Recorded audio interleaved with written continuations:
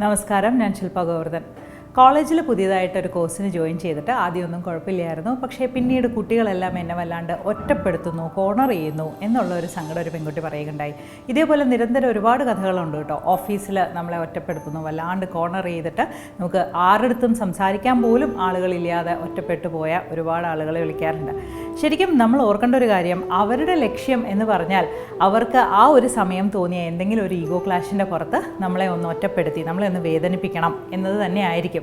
പക്ഷേ അതിൽ നമ്മൾ പോയി വീഴേണ്ട കാര്യമില്ല. നമ്മൾ ഓഫീസിൽ പോകുന്നുണ്ടെങ്കിൽ നമ്മളുടെ ഫസ്റ്റ് പ്രയോറിറ്റി ജോലി ചെയ്യുക, നമ്മളുടെ ശമ്പളം വാങ്ങിക്കുക എന്നുള്ളതാണ്. പഠിക്കാനായിട്ട് കോളേജിൽ പോകുന്നുണ്ടെങ്കിൽ നമ്മൾ പഠിക്കുക, അതിൽ ജയിക്കുക, എന്നിട്ട് ആ കോഴ്സ് കംപ്ലീറ്റ് ചെയ്ത് നമ്മളുടെ അടുത്ത ലക്ഷ്യത്തിലേക്ക് പോവുക എന്നത് തന്നെ ആയിരിക്കണം.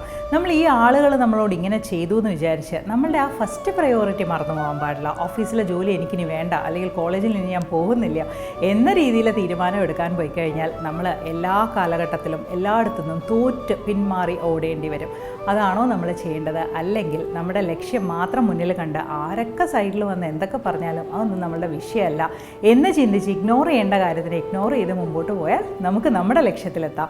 അല്ലെങ്കിൽ അവരുടെ ഉദ്ദേശമായിരിക്കും നടക്കുക, നമ്മളെ കോർണർ ചെയ്ത്, നമ്മളെ സങ്കടപ്പെടുത്തി, നമ്മളെ കൊണ്ട് റിസൈൻ ചെയ്യിപ്പിച്ച്, നമ്മളെ കൊണ്ട് തന്നെ ഇറങ്ങി പോയിപ്പിക്കുന്ന ഒരവസ്ഥയിൽ അവരെ ജയിക്കാൻ വിടേണ്ട ആവശ്യമുണ്ടോ?